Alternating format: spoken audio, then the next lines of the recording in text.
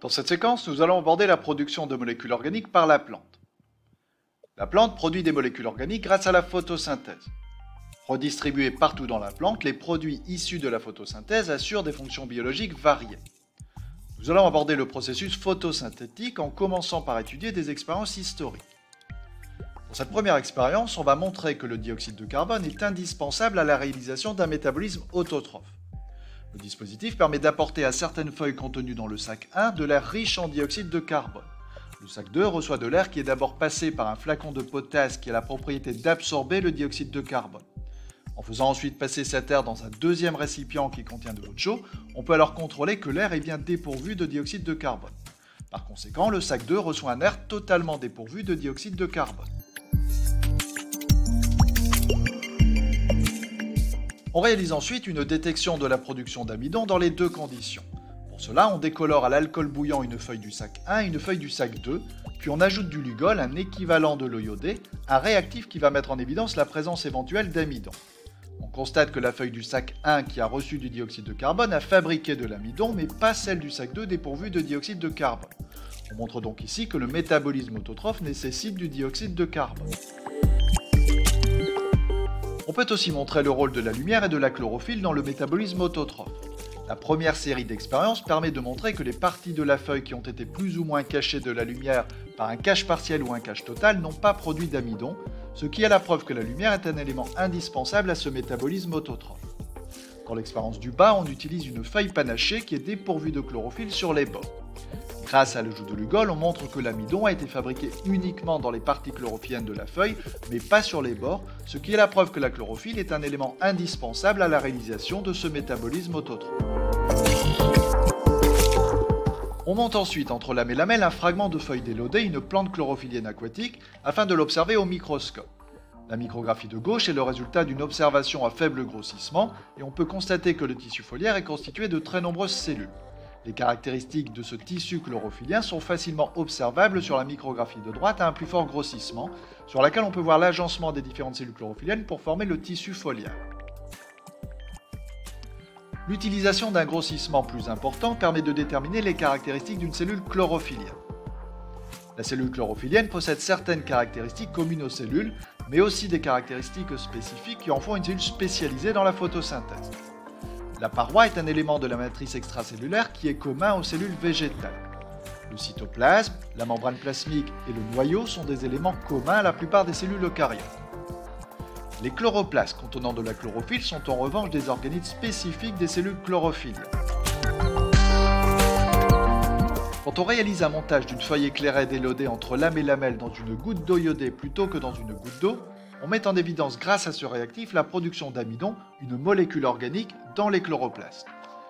Les chloroplastes sont donc les organites spécialisés de la photosynthèse, permettant la production de molécules organiques. Il est aussi possible de réaliser des coupes transversales de feuilles afin de les observer au microscope pour déterminer les caractéristiques de l'organisation du tissu chlorophylien dans l'épaisseur de la feuille. Ce tissu chlorophylien est organisé en parenchyme chlorophyllin palissédique et lacuneux. On y distingue aussi la présence des stomates qui permettent les entrées et sorties des gaz impliqués dans la photosynthèse.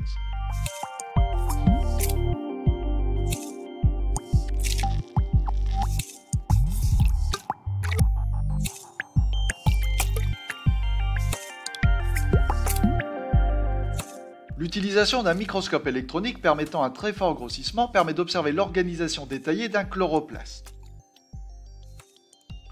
Le chloroplaste contient un ensemble de structures membranaires appelées thylakoïdes, ainsi qu'une matrice connue sous le nom de stroma.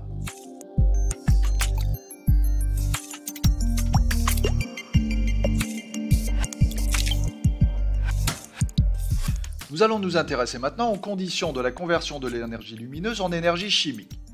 L'activité photosynthétique requiert de la lumière, mais toutes les longueurs d'onde ne sont pas efficaces pour déclencher la photosynthèse chez le végétal. On peut voir sur le spectre d'action de la photosynthèse qu'il existe deux radiations principales efficaces, les radiations de couleur bleue autour de 440 nanomètres et les radiations de couleur rouge autour de 680 nanomètres. On cherche à comprendre comment la lumière intervient dans le processus photosynthétique. On peut considérer que la lumière est absorbée par des pigments chlorophylliens contenus dans les chloroplastes. Ensuite, dans le chloroplaste, l'énergie lumineuse est convertie en énergie chimique, dont la réduction du dioxyde de carbone en glucides. Nous allons aborder dans un premier temps la capture de la lumière par la plante. On souhaite étudier l'absorption de la lumière par la chlorophylle. On réalise donc une solution de chlorophylle à partir de feuilles chlorophylliennes broyées selon le protocole présenté. On utilise ensuite un spectroscope afin de comparer le spectre de la lumière blanche en haut avec le spectre d'absorption de la chlorophylle en bas. Pour obtenir ce spectre d'absorption, on a placé dans le spectroscope notre solution de chlorophylle brute afin d'observer la lumière qui passe à travers la solution pour déterminer quelles radiations lumineuses sont absorbées par les pigments chlorophylliens. On constate qu'une partie des radiations rouges et une partie des radiations bleues est absorbée par les pigments chlorophylliens. Le spectre d'absorption des pigments chlorophylliens correspond au pourcentage d'absorption de la lumière en fonction de sa longueur d'onde. Il existe bien deux radiations lumineuses majeures absorbées par les pigments chlorophylliens. Il s'agit des radiations bleues de longueur d'onde proche de 440 nanomètres et rouges aux environs de 680 nanomètres. Ce sont ces radiations lumineuses qui sont efficaces pour déclencher, comme on l'a vu précédemment, le processus de photosynthèse.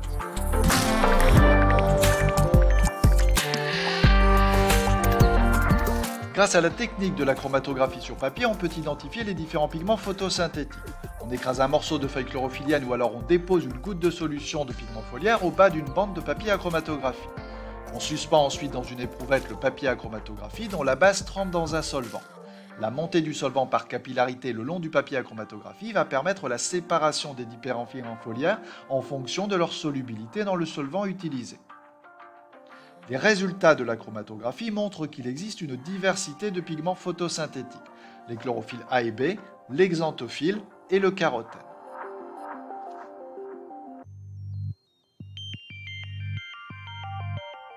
Dans une deuxième expérience, les deux chercheurs Martin Ruben et Samuel Kamen sont animés par le fait de savoir si le dioxygène produit au cours de la photosynthèse provient du dioxyde de carbone ou de l'eau.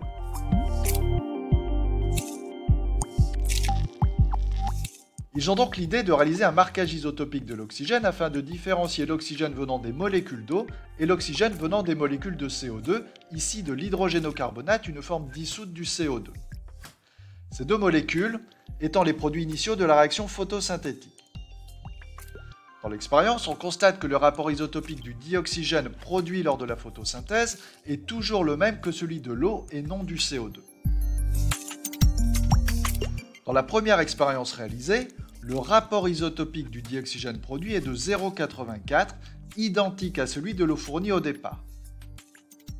Dans la deuxième expérience, on constate la même chose.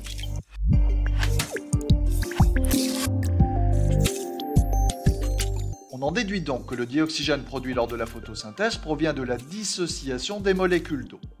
C'est ce que l'on appelle la photolyse de l'eau, qui est déclenchée par l'énergie lumineuse selon l'équation suivante. 2 molécules d'eau donnent naissance à une molécule de dioxygène, plus 4 protons, plus 4 électrons. Ici, les protons constituent ce que l'on appelle un pouvoir réducteur, c'est-à-dire qu'ils vont permettre la réduction de molécules minérales en molécules organiques, en particulier réduire le CO2 en glucides. On peut présenter sur un schéma le mécanisme de la photooxydation de l'eau. La lumière est absorbée par les pigments photosynthétiques, dont la chlorophylle se situant dans les membranes des thylakoïdes des chloroplastes, ce qui va déclencher la photooxydation des molécules d'eau à l'intérieur des thylakoïdes.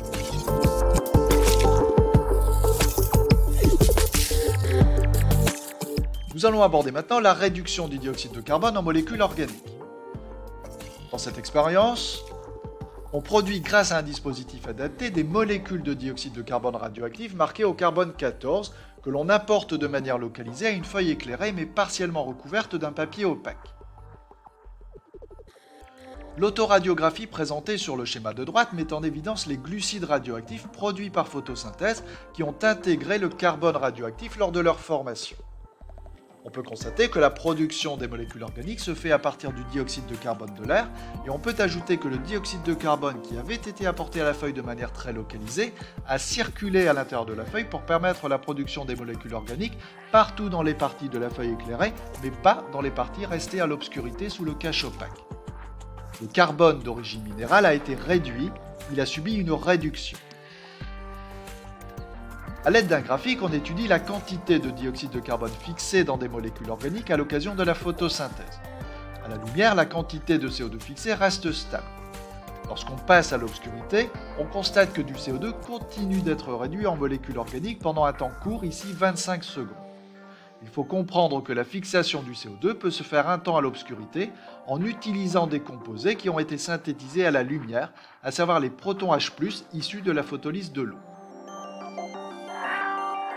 L'expérience de Kelvin et Benson consiste à suivre la fabrication des molécules organiques fabriquées au cours de la photosynthèse à partir de CO2 radioactif. Le document présente l'autoradiographie des produits issus de la photosynthèse après 2 ou 5 secondes au cours desquelles la plante reçoit le CO2 radioactif. Les résultats montrent que le CO2 est d'abord incorporé dans une première molécule organique qui est l'APG ou acide phosphoglycérique, qui donne ensuite naissance à des glucides plus complexes comme les hexosphosphates, des sucres à 6 carbones.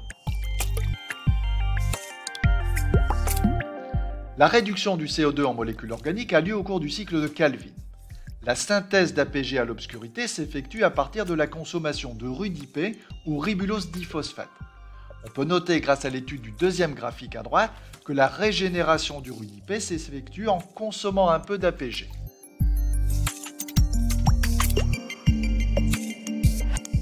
L'expérience d'Arnon, réalisée en 1958, doit nous permettre de comprendre comment la phase claire de la photosynthèse qui a lieu à la lumière va produire les composés nécessaires à la phase sombre de la photosynthèse qui a lieu à l'obscurité et qui correspond au cycle de Kelvin de réduction du CO2 en molécules organiques.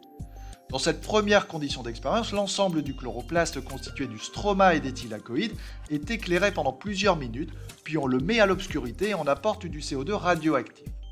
On constate la production de molécules organiques en quantité importante, ayant intégré le CO2 radioactif.